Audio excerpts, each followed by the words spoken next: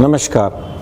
मैंने इससे पिछले वीडियो में आपको बताया था कि घर बैठे आप कैसे डायग्नोज करें कि आपका हेयर लॉस क्यों हो रहा है, आपका गंजापन क्यों बढ़ रहा है। मैंने उसके 3 कारण बताए थे आपको, 3 मुख्य बिंदु। तो आज अपन बात करने वाले हैं उसमें से प्रथम बिंदु पे कि एग्जामिनेशन और हिस्ट्री से यदि कोई अपने को बताता है कि मेरे पेरेंट्स को या मेरे फैमिली में किसी को गंजापन है या था और आपके बाल पतले हो रहे हैं और आपके बालों की ग्रोथ, लंबाई बढ़ने की दर कम हो गई है, या महिलाओं को लगता है कि उनकी चोटी पतली होती जा रही है और गैप बढ़ता जा रहा है, तो ये टिपिकल साइन है थिनिंग ऑफ हेयर। शेडिंग नहीं, ब्रेकेज नहीं, थिनिंग ऑफ हेयर है। वो क्यों होता है, इसका घर बैठे क्या ट्रीटमेंट करते हैं, इसके बारे में अपन चर्चा करते हैं। मैं डॉक्टर अनिल गर्ग अब आपको एंड्रोजेनेटिक एलोपेशिया के लक्षण और उसके इलाज के बारे में बता रहा हूँ। 3 मुख्य पॉइंट है। फैमिली हिस्ट्री ऑफ बाल्डनेस, दूसरा बालों का पतलापन होना, तीसरा पैटर्न हेयर लॉस। यदि ये 3 चीजें हैं तो एंड्रोजेनेटिक एलोपेशिया में आती है। अब क्यों हो रहा है ये? Andro means hormone, genetics means आनुवांशिक। यहाँ पर जो जड़ें होती है उनके ऊपर एक जीन्स होता है जिसका नाम होता है AR जीन्स। हालांकि अन्य जीन भी रेस्पॉन्सिबल होते हैं, लेकिन ये X लिंक क्रोमोसोम पे ये AR जीन्स होता है, means that comes from the mother side. उसके ऊपर जब मेल हार्मोन अटैक करता है तो जो टेस्टोस्टेरोन DHT में कन्वर्ट हो जाता है। DHT फिर स्टेम सेल पे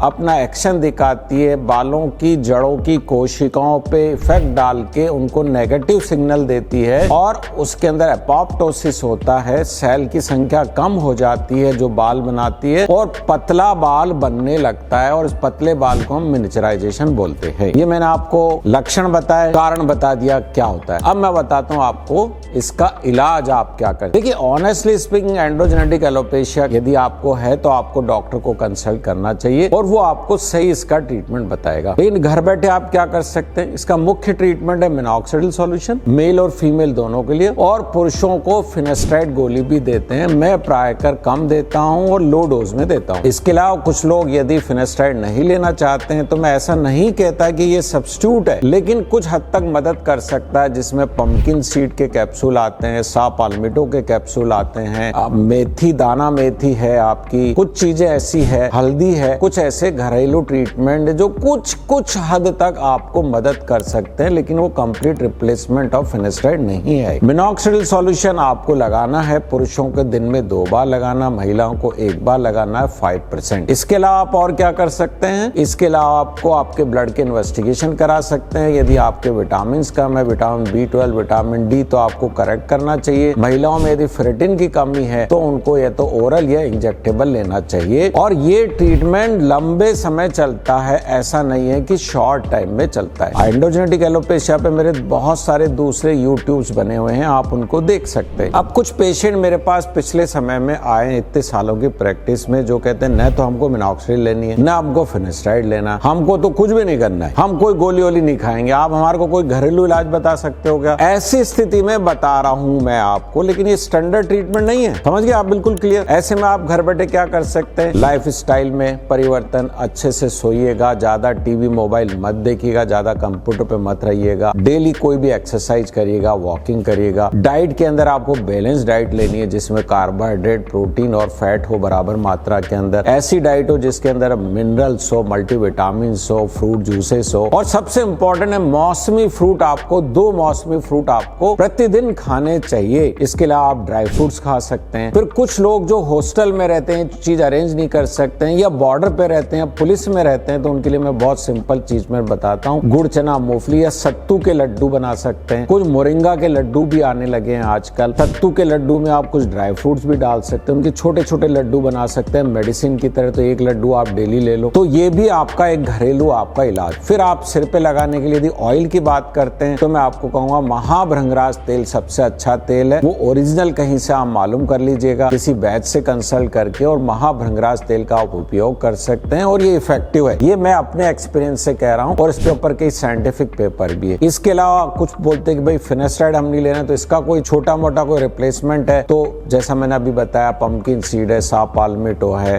हल्दी है, मेथी, इनका आप उपयोग कर सकते हैं। अतः मैंने इन शॉर्ट आपको एंडोजेनेटिक एलोपेशिया का डॉक्टर वाला और घर बैठे वाला दोनों ट्रीटमेंट आपको बताएं। फिर भी आपका कोई क्वेश्चन हो तो आप हमें कंसल्ट कर सकते हैं। अब मैंने आपको एक बताया, अब दूसरी अन्य बीमारी के बारे में नेक्स्ट वीडियो में आपको बताने जा रहा हूं कि न्यूट्रिशन के कारण जो लॉस होता है, जिसे टीलोजन इफ्लुएंजा बोलते हैं, उसके बारे में मेरा नेक्स्ट वीडियो आप देख सकते हैं। नमस्कार, थैंक यू।